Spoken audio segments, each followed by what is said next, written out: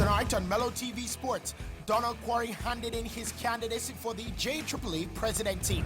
Romelda Aiken added to the Sunshine Girls squad to face off against England.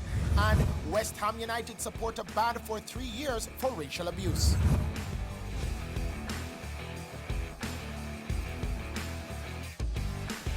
Mello TV Sports gets out of the blocks with some track and field news as Donald Quarry has thrown his hat into the ring to be the next president of the Jamaica Athletics Administrative Association, J3As. The 1976 Olympic 200-meter champion has indicated that he will challenge current General Secretary Garth Gale for the post now being held by Dr. Warren Blake, who has decided not to seek re-election. Quarry has served as vice president of the J3As and is currently the media liaison for the Jamaica Invitational Meet. Now, Gale and Quarry could be the only two names on the ballot after current vice president Ian Forbes decided not to contest the seat. The voting Congress of Track and Field's local governing body is set for November 28. We go over to netball news now. Goal shooter Romelda Aiken has been added to the Jamaica Sunshine Girls squad to face England in a 3-test series in December. There's made reports that Janelle Fowler will not be available for the trip to London.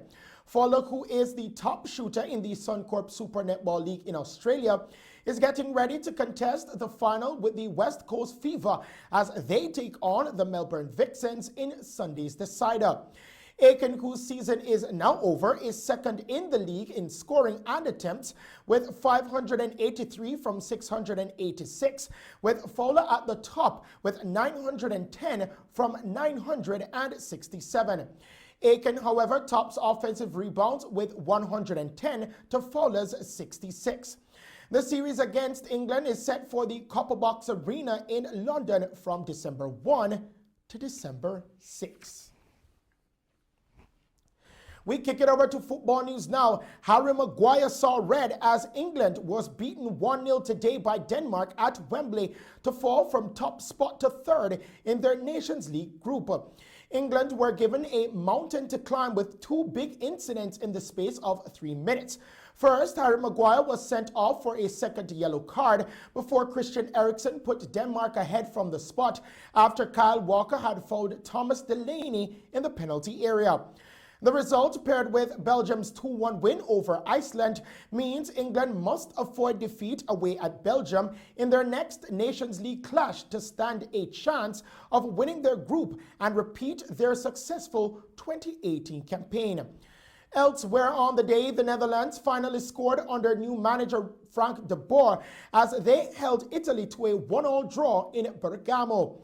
Manchester United midfielder Donny van de Beek slammed in a loose ball to end a drought of 323 minutes under the former Crystal Palace boss. Both sides have been leapfrogged in Group A by Poland, who enjoyed a comfortable 3-0 win at home to Bosnia-Herzegovina. Robert Lewandowski scored twice to put them in charge of the group, with only the winners heading to next year's finals. Now, world champions France were also winners on the day, beating Croatia 2-1 in their top-tier Group 3 match in a repeat of the 2018 World Cup finals, with Kylian Mbappe netting the winner. The French stretched their unbeaten run against Croatia to 8 games, with the result leaving them second in the group on 10 points from 4 games behind Portugal on goal difference after the European champions brushed aside Sweden by 3-0. Croatia have 3 points and the Swedes have none. West Ham supporter has been banned from football for 3 years after pleading guilty to racially abusing Liverpool forward Mohamed Salah. Bradley Thumbwood appeared in court yesterday where he pleaded guilty to a racially aggravated Section 5 public order offense. He was issued with a 3-year football banning order, fined £400, and also ordered to pay a victim surcharge and costs amounting to £125. Thumbwood had been summoned in July after being identified by officers during West Ham's 2-0 loss to Liverpool on January 29. West Ham are to offer Thumbwood educational sessions to try to reform his views. Napoli have been handed a 3-0 defeat and had 1 point deducted for failing to play their Serie A match away to Juventus earlier this month amid confusion over Italian soccer's coronavirus rules. Now, Napoli did not travel to Turin for the match on October 4, saying their local health authority had told the players to stay at home after 2 members of their squad tested positive for COVID-19.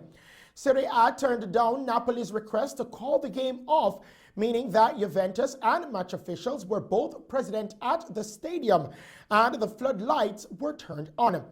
Play was officially abandoned 45 minutes after kickoff time. Napoli has already threatened to appeal and take legal action if a new date for the match has not been arranged. Napoli, who had won their opening 2 matches, now have 5 points from 3 games in the Serie A table, while Juventus have 7. And now to end tonight's sports package, we present you with Sports Spotlight.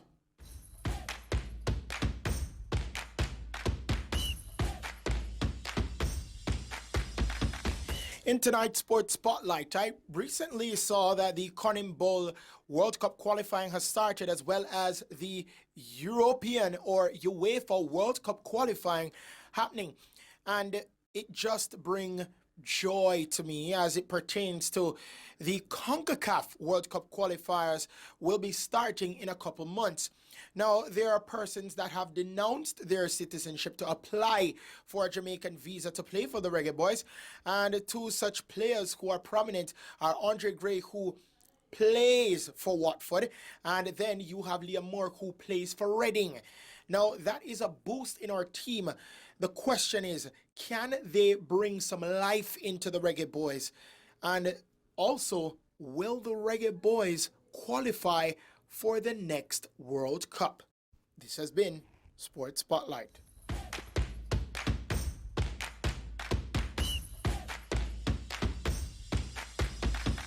And those are the stories making sports news tonight. I'm Christopher Scott. Stay safe and pleasant viewing.